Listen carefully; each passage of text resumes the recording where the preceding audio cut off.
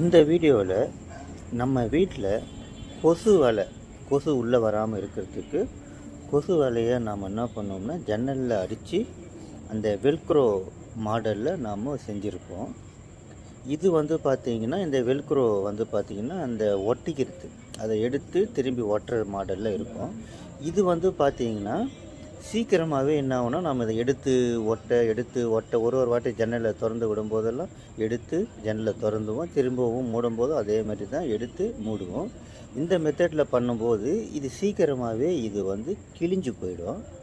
இப்போ புது மெத்தட் இருக்குது, அதாவது கொசு வலையே ஜன்னல்லையே அப்படியே ஃபிட் பண்ணுறது. அந்த மெத்தடை பற்றி உங்களுக்கு இந்த வீடியோவில் உங்களுக்கு டீட்டெயிலாக சொல்கிறேன். அதை உங்களுக்கு நான் லைவாகவே நான் எப்படி அதை ஃபிட் பண்ணுறதையும் உங்களுக்கு நான் லைவாகவே நான் அதை காமிக்கிறேன். அது மட்டும் இல்லை, இந்த ஜன்னலை உங்கள் வீட்லேயும் நீங்கள் செட் பண்ணிக்கலாம். இந்த மழை நாள் பனி நாளெல்லாம் பார்த்திங்கன்னா, இப்போ வெயில் நாள் தான், இந்த வெயில் நாள்லேயே பார்த்திங்கன்னா கொசு நிறைய வீட்டு உள்ளே வருது. இது பாருங்கள், இந்த ஜன்னலை பாருங்கள், இது உள்ளே பார்த்திங்கன்னா கொசுவால் அடித்து செஞ்சு இருக்க ஜன்னல் உள்ளே இருக்கிறது. இதை நான் ஓப்பன் பண்ணுறேன், நீங்கள் பாருங்கள். ஓப்பன் பண்ணேன்னா இது பார்த்திங்கன்னா கொசு வலை அப்படியே உங்களுக்கு வலையாக தெரியுது பார்த்திங்களா. இது காற்று வரும், கொசு உள்ளே வராது. வெளியில் ஜன்னல் வெளியில் கண்ணாடி போட்ட ஜன்னல் கதவு வெளியில் இருக்கிறது.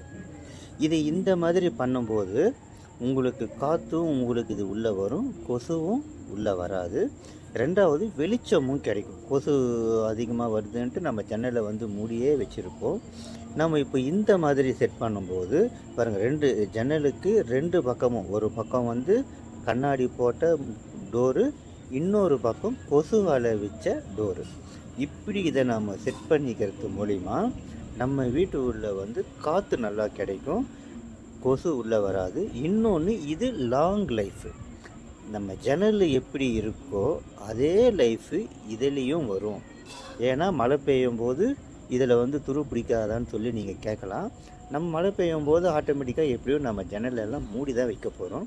இது பார்த்திங்கன்னா இரும்பு தான். இது இரும்புலேயே பார்த்திங்கன்னா சின்ன சின்ன ஹோல்ஸாக அந்த வலை மாரி வச்சு இருக்கும். அதாவது இப்போ நம்ம வீட்டுங்களில் இந்த கொசு வலையை நம்ம கட்டின்னு படுப்போம் பார்த்திங்களா, அந்த ஹோல்ஸு எவ்வளோ பெருசு இருக்குமோ அதே ஹோல்ஸு சைஸில் தான் இந்த கொசு வலை, இரும்பு வலையும் பார்த்திங்கன்னா இருக்கும்.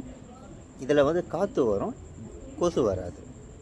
இதை பார்த்திங்கன்னா செட் பண்ணுறதும் பார்த்திங்கன்னா நீங்கள் கார்பெண்டர்கிட்ட நீங்கள் ஜன்னல், அதாவது புதுசாக நீங்கள் ஜன்னல் நீங்கள் செஞ்சாலும் சரி, இல்லை ஏற்கனவே பழைய ஜன்னல் இருந்தாலும் சரி, நீங்கள் ஒரு கார்பெண்டர்கிட்ட நீங்கள் கூப்பிட்டு சொன்னீங்கன்னா அவர் பார்த்திங்கன்னா அழகாக பக்காவாக உங்களுக்கு உள்ளேயும் பார்த்திங்கன்னா இந்த கொசு வலை அடித்த இந்த டோரை உங்களுக்கு அழகாக செஞ்சு கொடுத்துருவார்.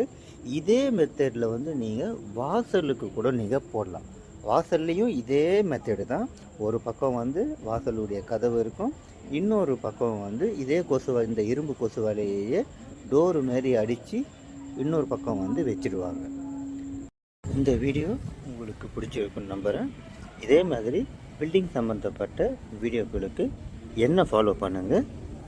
இந்த வீடியோ பிடிச்சிருந்தால் லைக் பண்ணுங்கள், ஷேர் பண்ணுங்கள். அடுத்த வீடியோவில் பார்க்கலாம்.